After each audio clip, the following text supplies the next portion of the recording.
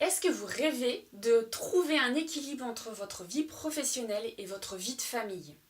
Est-ce que la difficulté d'organisation du quotidien mine justement vos journées, vous entretient dans l'idée que vous n'en faites jamais assez?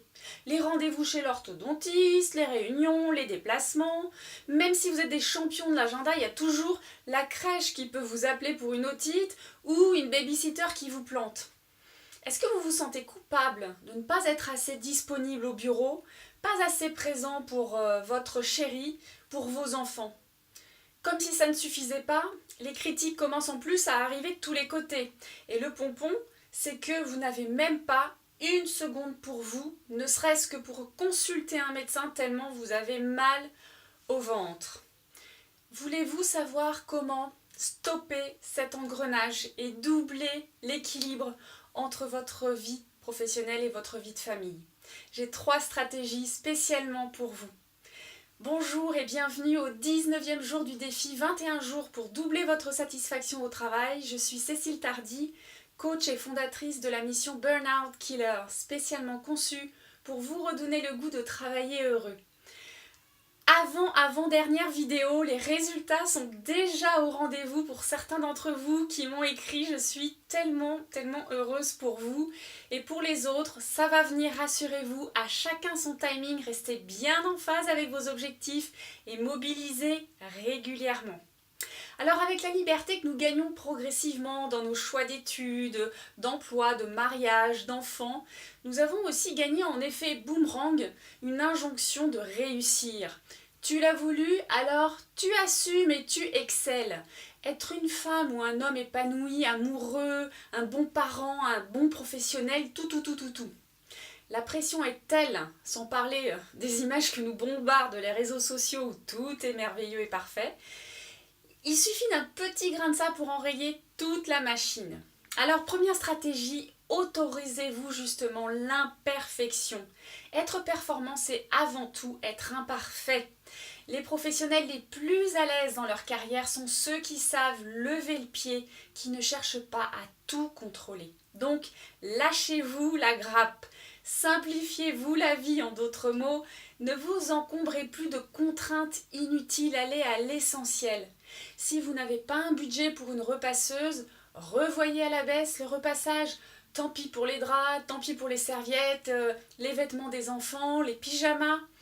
Profitez d'Internet pour fabriquer vos menus à l'avance pour la semaine et pour vous faire livrer vos courses. Acceptez aussi que tout ne peut pas être à 100% tout le temps. Vous aurez des moments à 110 au bureau et il faudra relâcher à la maison et inversement.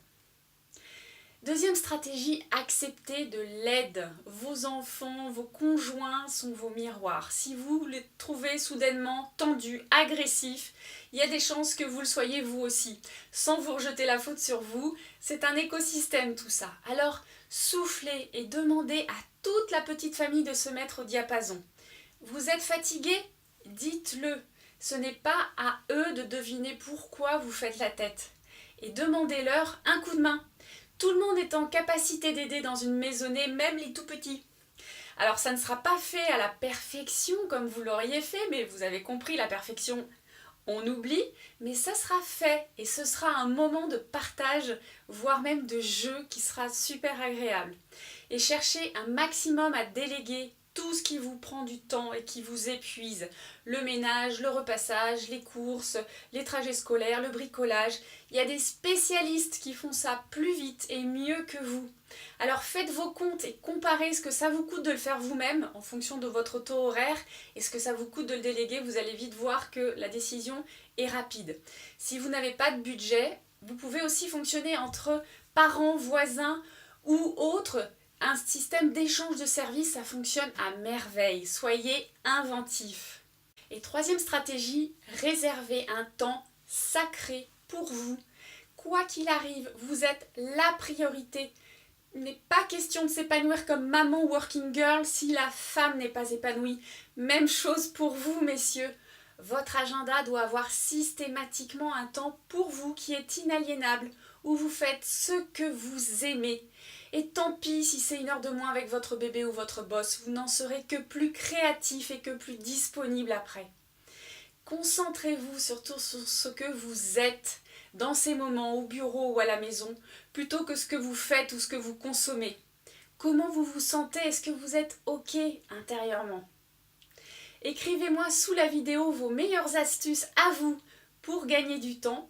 Et pourquoi pas proposer de l'aide, demander de l'aide. On est une famille, on est là pour ça. Un petit clin d'œil aussi pour terminer. Si votre chef de service est amateur de réflexion assassine du style merci d'être passé lorsque vous quittez le bureau à 19h30, il est temps de mettre les points sur les i ou de quitter ce bureau-là définitivement. J'espère que vous avez réussi à vous inscrire à la conférence en ligne de lundi.